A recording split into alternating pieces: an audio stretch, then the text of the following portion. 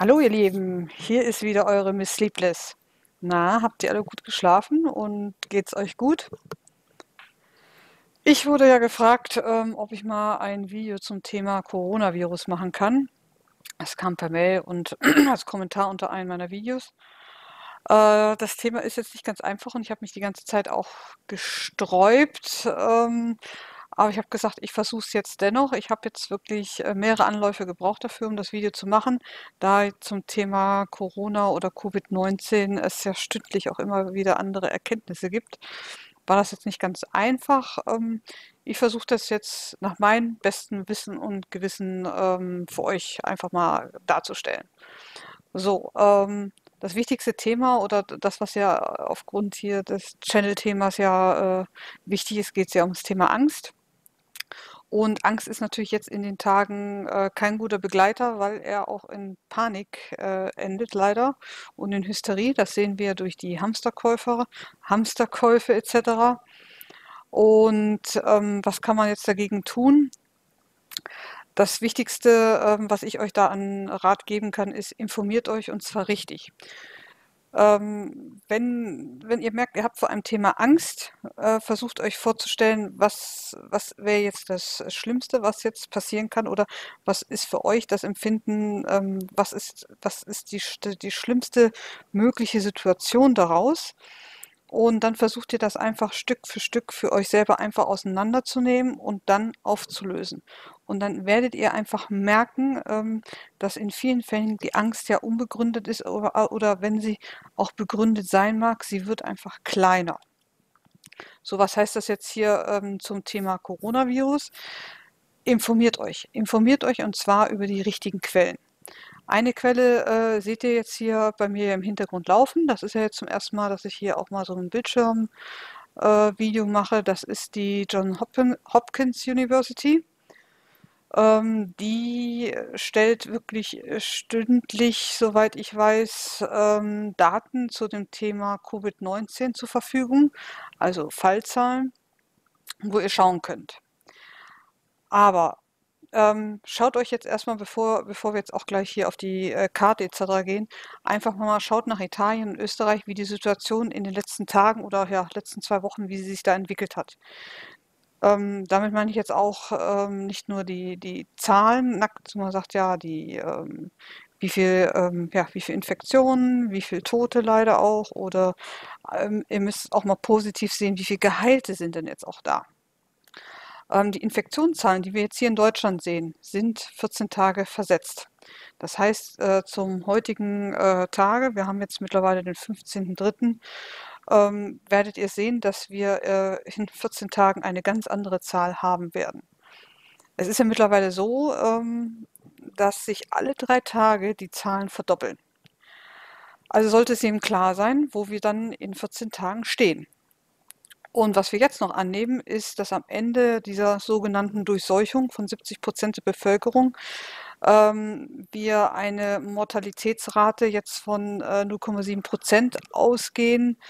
Da kommen dann wirklich Zahlen raus, die beunruhigen. Das tun sie aber auch zu Recht. Das ist jetzt keine Hysterie oder Panikmache. Das sind nun mal Zahlen, die erschreckend sind. Fakt ist, wir werden jetzt alle damit leben und damit klarkommen müssen. Das, was vor ein paar Wochen für uns noch vollkommen unvorstellbar war, müssen wir jetzt halt in unser Leben integrieren. Und wir müssen akzeptieren, dass jeder mit dieser Situation jetzt anders umgehen wird. Und jeder muss mit dieser Situation auch bestehen.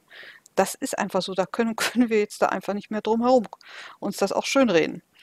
Der eine begegnet dieser Situation jetzt mit Angst und ein anderer löst diese Situation jetzt anderweitig auf mit ja durchaus vielleicht schwarzen Humor oder wird vielleicht auch zynisch, aber jeder reagiert jetzt anders auf die Situation und damit müssen wir halt auch jetzt alle mal klarkommen. Das Wichtigste, was ich sage, ist jetzt zu erkennen, dass das Leben auch weitergeht und wir werden uns wieder lernen müssen, uns an kleinen Dingen zu erfreuen und wie wir mit beschränkten Mitteln aber auch es schön haben können und es positiv versuchen zu sehen, dass das auch jetzt ein ganz großer Gewinn sein kann. Also denkt nicht immer so negativ. So, Jetzt aber zu den Beweisen, wie ihr euch da informieren könnt. Ihr seht hier die Johns Hopkins University, jhu.edu. Da könnt ihr euch also von der Uni auch allgemeine Sachen jetzt hier anschauen. Jetzt gibt es hier oben schon gleich den roten Banner Covid-19 Information Resources and Johns Hopkins University. So, da klickt ihr drauf. Dann kommt ihr ganz groß hier auf die Covid-19-Informationen, Latest Updates. Hier könnt ihr euch einlesen und für denjenigen, der jetzt sagt, er ist das Englisch dann nicht mehr so mächtig, da gibt es hier bei Google Chrome die Extension Google Übersetzer. Draufklicken und dann die Seite sich einfach übersetzen lassen. Ich mache das jetzt mal kurz, um euch zu zeigen, dass das auch relativ gut geht. So, dann könnt ihr sehen, letzte Aktualisierung, Krankheitsprävention. Also ihr könnt euch hier wirklich durchklicken. Die geben wirklich seriöse Anleitungen, wie ihr was zu machen habt. Der Universitätsbetrieb, wie das bei denen läuft, Reiseleitung etc. pp. Ist wirklich ganz interessant, einfach mal zu sehen, ja, was die so machen und welche Informationen die auch wirklich zur Verfügung stellen. Ja, dann gibt es hier unten auf Deutsch jetzt, sage ich mal, das muss ich jetzt mal gerade wegmachen, so komme ich nicht ganz klar, die Covid-19 Tracking Map. Da klicken wir jetzt mal drauf. So, jetzt baut sich die Karte auf von den erfassten Fällen weltweit. Also diese Ansicht, die ihr jetzt hier seht, das ist die weltweite Ansicht. Wir haben zurzeit 156.400 Infektionen, also bestätigte Infektionen. Das sind die Daten von heute, 15.03., 8:33 Uhr. Und wir haben Todesfälle bis jetzt bestätigte 5.833 und Total Recovered, also genesen, 73.968. Wie ihr seht, sind natürlich hier die größten Zahlen in China. Wir können jetzt uns die Karte auch ein bisschen schön machen. Das geht hier, warte, das ist die Legende. So. Wir könnten jetzt zum Beispiel sagen, ja, OpenStreetMap. So, dann wird das Ganze vielleicht ein bisschen ansehnlicher. Und jetzt zoomen wir mal rein und schauen uns jetzt einfach Deutschland an. Dann klicken wir einfach drauf. So, was sehen wir jetzt? Wir haben in Deutschland zurzeit 4.585 bestätigte Fälle und 9 Todesfälle. Recovered haben wir 46. Das heißt, wir haben 46 Gesundheitsfälle. Diese Zahl wird auch nach oben gehen. Leider werden alle Zahlen nach oben gehen. Also die Infektionsquellen wie auch die Infektionen und die Todesfälle werden natürlich auch leider nach oben gehen. Aber was ihr sehen könnt, dass hier unten gibt es eine schöne Kurve, wie das in China abgelaufen ist, dass jetzt langsam eine Sättigungskurve hier eintritt. Das heißt, es gibt nicht mehr so viele Neuinfektionen. Also der Sättigungspunkt ist in China jetzt dann erreicht. Hier seht ihr an other Locations, das ist jetzt, sag ich mal, den Rest der Welt, dass es hier noch sprunghaft leider ansteigt. Das heißt, der Zeitpunkt oder sagen wir mal jetzt nur für Deutschland gesehen, der Punkt der Welle ist jetzt hier noch nicht erreicht. Ne? Wir können hier sehen, Germany 4.585. Diese Zahlen werden jetzt noch nach oben gehen und es ist eigentlich zu rechnen, dass der Höhepunkt, ich habe jetzt mal einen Arzt gefragt, er rechnet damit, dass der Punkt so im Mai, Juni wahrscheinlich erreicht sein wird.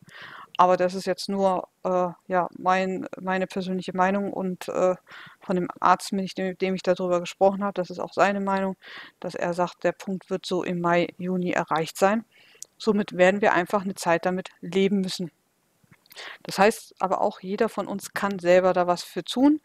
Ihr wisst alle mittlerweile, glaube ich, zu Genüge, was es ist. Hände waschen, Abstand halten zu den Personen. Versucht, wenn ihr ältere Generationen bei euch im Hause habt, nicht nah an die ranzukommen oder den Kontakt, sagen wir mal, zumindest mit kleinen Kindern zu den älteren Personen zu unterbrechen. Deswegen haben wir jetzt auch mittlerweile alle schulfrei und kitafrei. Das hat jetzt alles seinen Grund.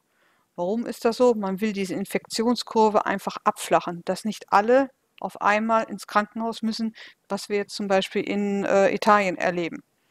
Der Krankheitsverlauf ist da einfach so massiv gewesen und so explosionsartig.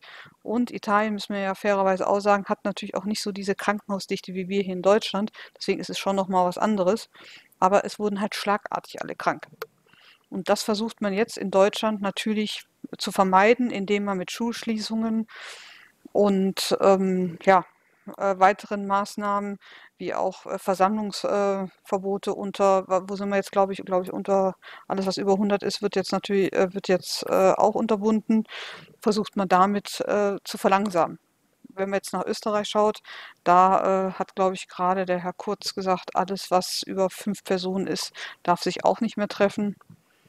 Die Österreicher sind da wieder ein bisschen schneller und ein bisschen aggressiver, was das Thema angeht. Ob das jetzt gut ist, sage ich jetzt mal, halte ich mal ein bisschen für dahingestellt. Ich persönlich finde es nicht schlecht und richtig, dass man hier hart durchgreift. Wir sehen es ja auch an unseren Nachbarländern, Polen, Österreich, Italien, die haben auch alle die Grenzen dicht gemacht, Dänemark oben auch. Das hat jetzt schon alles Hand und Fuß und die anderen Nachbarländer möchten sich jetzt einfach abschotten. So, so viel zu dem Thema Zahlen. Ihr könnt euch das hier selber anschauen. Hier der Direktlink zu der Karte kann ich euch auch gerne unter dem Video hinpacken. Sonst geht ihr einfach den Weg, den ich vorhin auch gegangen bin. Oder ihr könnt auch hier die Seite nehmen, coronavirus.jhu.edu. Dann kommt ihr auf die Seite. Da wird euch nochmal grob hier gleich gezeigt, wie die Infektionsraten zurzeit sind. Ich aktualisiere mal gerade, ob sich da jetzt was ändert. Ich glaube, das war jetzt, nein, hat sich hier nichts geändert. Und dann kommt ihr hierüber dann schon gleich auf diese interaktive Karte und könnt euch das anschauen. Ansonsten kann ich die Seite auch nur wirklich empfehlen. Man kann sich wirklich hier schöne Informationen holen. Wie gesagt, hier auch schön mit Bildern beschrieben, wie Leute sich selber schützen. Ja, allgemeine Tipps, die ich euch sonst noch so an die Hand geben kann, könnt ihr euch natürlich jetzt auch schon denken, was das so ist. Jetzt am besten im Freien spazieren gehen. Das Wetter ist ja heute und soll in den nächsten Tagen ja auch besser werden als sonst. Geht raus an die Luft. Der Dr. Feld sagt auch, je mehr man draußen ist und die Lunge gut durchlüftet ist, das fördert auch die Durchblutung, dann seid ihr weniger anfälliger für dieses Coronavirus, weil halt eine Lungenentzündung halt mit die Todesursache von dem Coronavirus ist. Deswegen, ihr müsst ja noch nicht mal joggen gehen oder sowas. Geht einfach raus, geht spazieren, wenn ihr natürlich nicht vom Gesundheitsamt unter Quarantäne gesetzt worden seid, weil dann dürft ihr natürlich das Haus nicht verlassen. Dann dürft ihr das aber selbstverständlich auf eurem Balkon oder Garten machen. Wenn ihr das nicht habt, reißt ruhig regelmäßig am Tag die Fenster auf. Stoßlüften ist immer gut. Das sollte man aber natürlich auch in den Wintermonaten immer mal machen, wegen Grippeviren etc. pp. Und wenn ihr dann auch schon im Draußen rausgeht und das Wetter jetzt so gut ist, die Sonne scheint, versucht ruhig auch mal das Gesicht in die Sonne zu strecken, die Ärmel mal hochzukrempeln und so der Haut Möglichkeit zu geben, Vitamin D zu produzieren. Vitamin D ist auch wichtig für die Immunabwehr. Da kann ich euch sonst auch nochmal einen Link drunter packen unter das Video, wo ihr mal ein bisschen was über Vitamin D nachlesen könnt. Dann nächster Punkt ist natürlich ganz klar ausreichend schlafen. Schlaf ist fürs Immunsystem auch immens wichtig. Wenn ihr nicht richtig schlafen könnt, ist das Immunsystem geschwächt und die Keimabwehr kann auch nicht richtig arbeiten. Das könnt ihr auch bei Herrn Dr. Feld nachlesen. Das verlinke ich euch. Gesunde Ernährung erzähle ich euch auch nichts Neues. Obst, Gemüse ist jetzt alles auch wichtig wegen Antioxidantien und ja, den antientzündlichen Zusatzstoffen, der im Obst und Gemüse drin ist.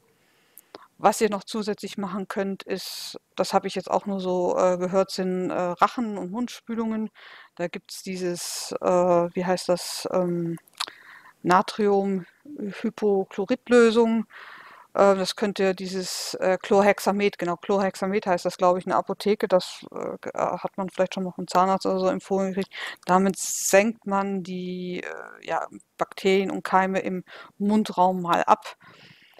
Das empfehle ich nicht auf Dauer zu machen, aber wenn ihr, sag ich mal, jetzt vielleicht gerade was nicht mit Zahnfleischproblemen habt, dann könnt ihr das mal ein paar Tage machen.